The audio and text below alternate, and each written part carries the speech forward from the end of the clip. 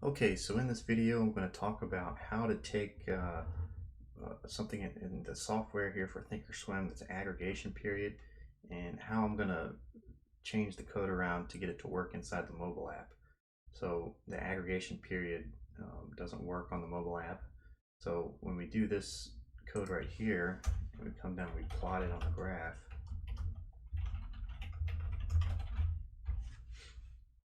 What we're going to see is that's plotting the prior day close on all these days. And in a prior video, I talked about how sometimes this is slightly inaccurate. It's due to a timing issue. They go to try to record the close at 4 o'clock for every stock in the stock market. Sometimes just that little millisecond delay changes where this line is versus where it actually closed at. So, but generally it's going to be accurate as to where the close is. If you do this inside of the mobile app, though, it's not going to draw this straight horizontal line. It's not going to work. So to get around this, what we're going to do is come in here and we're going to get rid of this.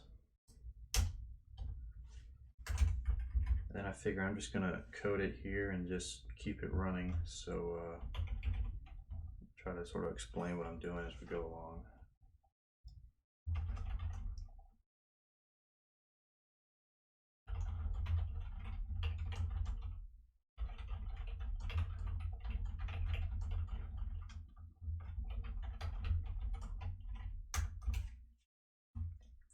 I've already pre-written these out, so I'm going to copy them in.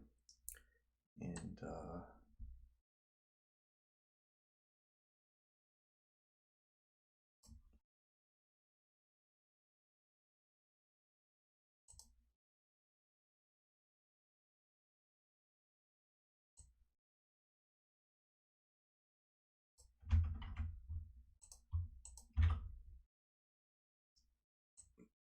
right, so I'm gonna get rid of this. Explains what's going on.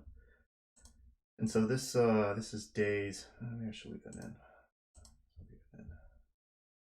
Alternates between 1 and 0 based on whether the day. So this is going to be what we're going to use. We're gonna have two lines on the graph, and it's going to be rotating. So this is going to rotate those lines for every other day. One of the lines is going to show the correct prior day close, and then the other is going to be thought of as it's going to be recording the activity for the current day so that it'll get the right number and return the prior day close in the next day. So this is going to be rotating. And then paste this in here, even or odd. It says if the day is even, then true, else false. So we're going to get it's going to break them out even and odd.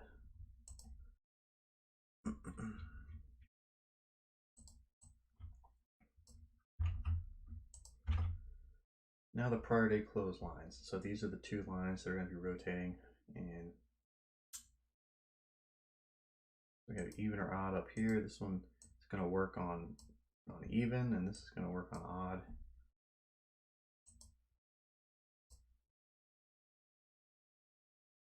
And what this is going to do is at the regular session end, so at 4 o'clock when they record the close, it's going to record the closing price on that candle.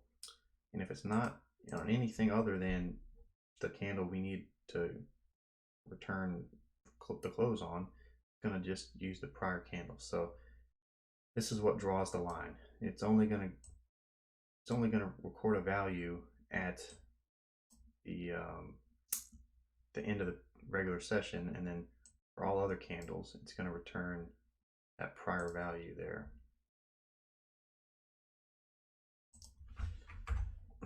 So let's go ahead and plot this and get a look at how it looks on the graph.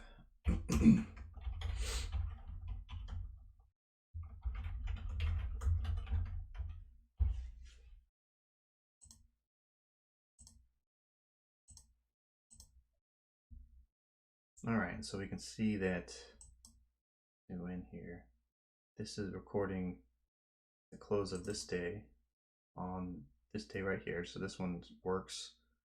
It's showing the prior day close on this one. This down here, it's showing the prior day close of the one 2 days back.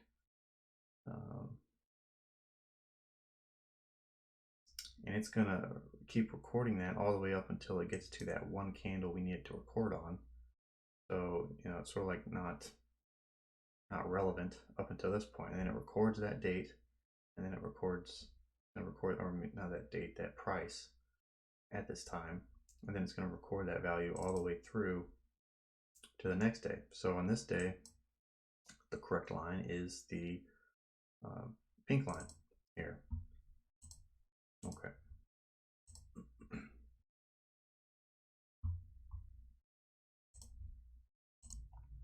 So now at this point, all we have left to do is just get rid of the line that we're not using on each day. And so to do that, we're going to come into the code.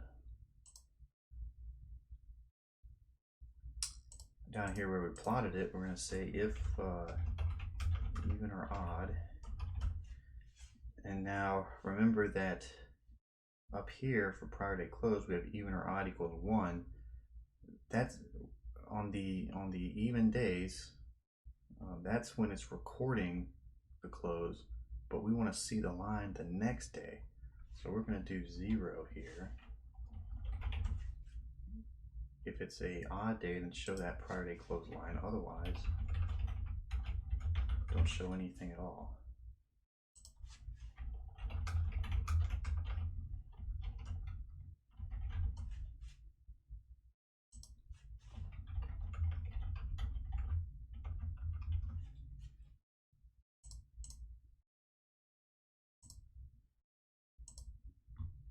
Okay, and there we go. So now we have lines plotting the prior day close, and that's the basic of how you convert aggregation period into something that will work inside the mobile app.